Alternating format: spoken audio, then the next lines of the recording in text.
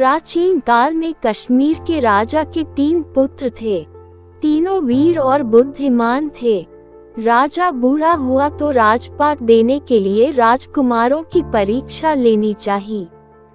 मंत्रियों से विचार विमर्श करके राजा ने तीनों राजकुमारों को धन देकर विदेश जाकर धन कमाने को कहा और कहा कि जो राजकुमार धन का सही सदुपयोग करेगा वही राजा बनेगा।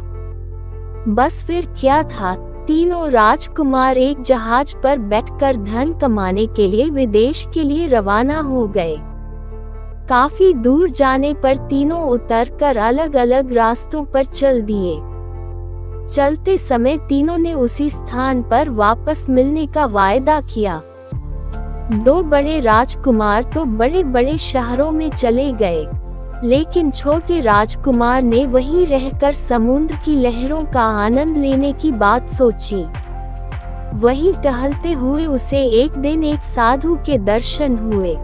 साधु के पूछने पर उसने सारा हाल साधु को कह सुनाया। साधु बोला, बेटा, इस तट पर अनाज का ढेर लगवा दे। प्रतिदिन कुछ हिस्सा समुद्र में फेंकता जा। सारा अनाज खत्म हो जाए तो देखना क्या फल मिलता है, लेकिन यही प्रतीक्षा करते रहना। इतना कहकर साधु न जाने कहां विलीन हो गया। छोटे राजकुमार ने साधु का कहना मानकर वही तंबू गाड़कर रहना शुरू कर दिया। उसने ढेर सारा अनाज मंगवाकर समुद्र के किनारे एकत्र कर लिया। धीरे धीरे करके उसने सारा अनाज समुद्र में फेंक दिया। एक दिन ऐसा आया कि राजकुमार के पास अनाज खरीदने के लिए एक फूटी कौड़ी भी नहीं बची।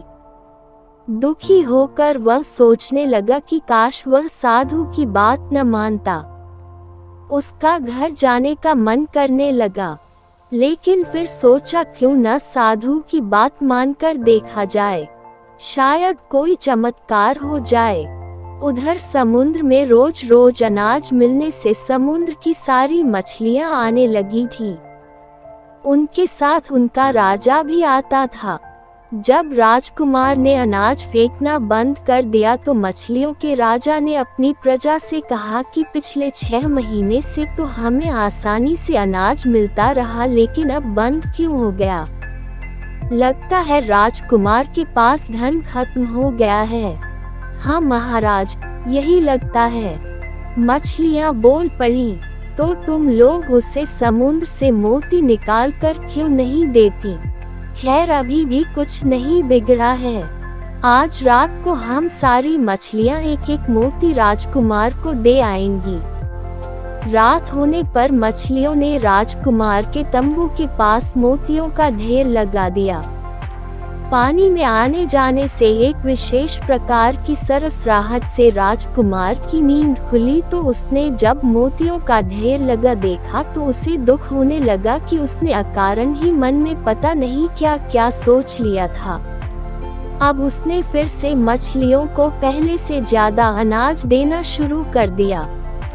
बड़े राजकुमारों के आने से पूर्व उसने एक एक मोती को एक एक उपले में छिपा दिया ताकि वह उसकी कमाई को न देख पाए। कुछ समय बाद दोनों राजकुमार भी वहां पहुंच गए। एक ने कपड़े का व्यवसाय कर खूब धन एकत्र किया था और दूसरे ने दुकान खोलकर। छोटे राजकुमार की कमाई के नाम पर उपले देखकर उन्होंने उसका बहुत मजाक बनाया। अगले दिन तीनों राजकुमार अपना अपना सामान लादकर अपने देश को लौट गए। देश पहुंचने पर उनका बहुत स्वागत हुआ। बड़े राजकुमारों की कमाई की दरबारियों ने खूब प्रशंसा की, पर छोटे राजकुमार के उपले देखकर सब हंसने लगे। लेकिन जब उसने राजा को सारी असलियत के बारे में बताया तो सबकी आंखें फटी की फटी रह गईं। सब छोटे राजकुमार की जय जयकार करने लगे और कहने लगे, यही हमारा राजा बनने के लायक है, और फिर छोटे राजकुमार को राजा बना दिया गया।